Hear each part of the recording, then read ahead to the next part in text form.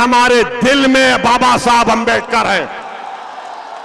अंबेडकर के संविधान को बचाना है, अंबेडकर के मान और सम्मान को उठाना है, तो खुदा की कसम ओवैसी उस दलित परिवार के साथ खड़ा होकर लड़ाई लड़ेगा।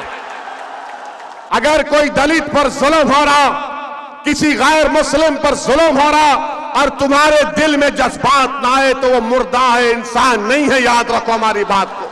भारत की पार्लियामेंट में 540 की ऐवान है, जिसमें मजलिस इत्तेहादुल मुस्लिमीन के 2 सांसद हैं। कितने हैं? 2 हैं।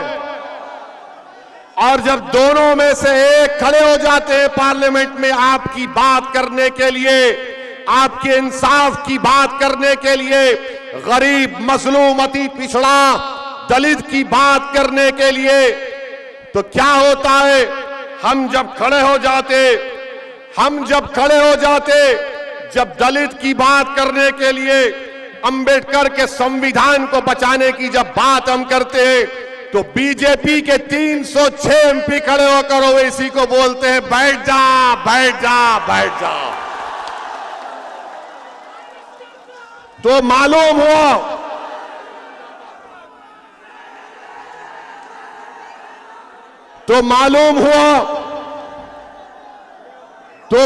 हुआ कि ओवैसी, असदुद्दीन ओवैसी सिर्फ अल्पसंख्यक समाज मुसलमान की बात नहीं करता। असदुद्दीन ओवैसी सिर्फ दलितों की या अति पिछड़ा आदिवासियों की बात नहीं करता। असदुद्दीन ओवैसी जो कमजोर है उसको ताकतवर बनाने की बात करता था और करता रहेगा।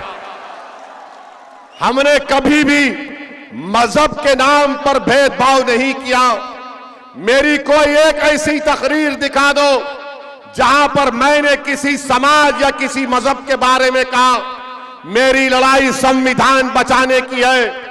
अगर जुल्म हमारे हिंदू भाई पर होगा तो मैं मुबारकपुर के हिंदू भाइयों से कहना चाह रहा हूं कि जिस तरह जो ओवैसी यहां खड़े होकर कह रहा है तुम पुकारो, मैं दौड़ता हुआ तुम्हारे साथ खड़ा हो जाऊंगा तुम्हारी लड़ाई लड़ने के लिए। अगर मुबारकपुर का दलित आवाज देगा कि ओवैसी आ जाओ, अंबेडकर के संविधान को बचाना है, अंबेडकर के मान और सम्मान को उठाना है, तो खुदा की कसम ओवैसी उस दलित परिवार के साथ खड़ा होकर लड़ाई लड़ेगा।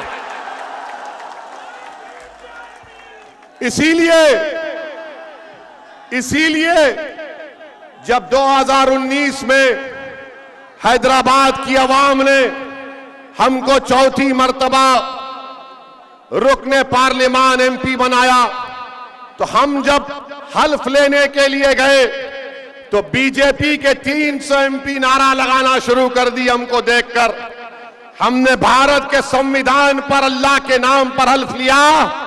उसके बाद हमने नारा लगाया जय भीम। तो बीजेपी के लोगों, एमपी सन्नाटे में आ गए, जबान कतर लिए।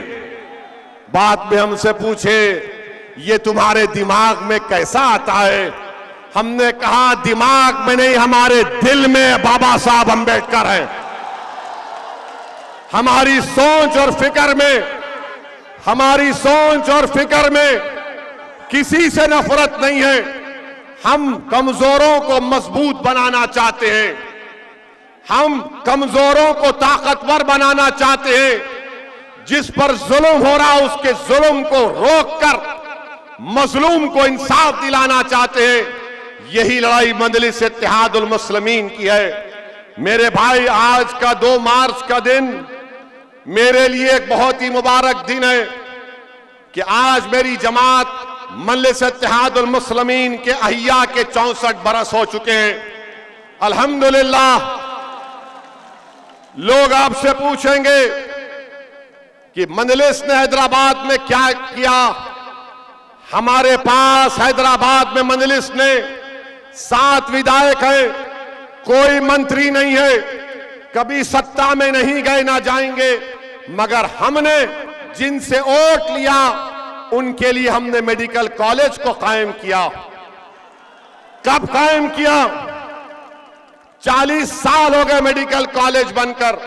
इंजीनियरिंग कॉलेज बनकर MBA, MCA, school of nursing, pharmacy, architecture college और दो बड़े अस्पताल चलाते हैं जहां पर कम से कम पैसों में गरीबों का इलाज किया जाता है। और लोग फिर बोलेंगे ओवैसी के भाई अकबरुद्दीन की भाषण के बारे में बोलते हैं। तो आपको बता रहा हूं कि अकबरुद्दीन ओवैसी ने अपने विधानसभा में अकबरुद्दीन ओवैसी ने वहां पर एक सिम्हवानी महाकाली टेम्पल है और एक जंगममेट में राघवेंद्र मंडपम है। अकबरुद्दीन ओवैसी ने हमारे प्रदेश के मुख्यमंत्री से मिलकर इस मंदिर के हमारे हिंदू भाइयों से, सरकार से उन्होंने 4 मल्टीपर्पस फंक्शन हॉल सरकार से मंजूर करवा। इन 2 मंदिरों के लिए 20 करोड़ सरकार ने मंजूर किए। ये हम पर इल्जाम लगाते हैं कि ओवैसी भड़काऊ भाषण देता है, मगर मेरे अजीज दोस्तों और बुजुर्गों, आज आपको बताएंगे कि हमारे जाने के बाद इब्लीस की औलाद आएगी।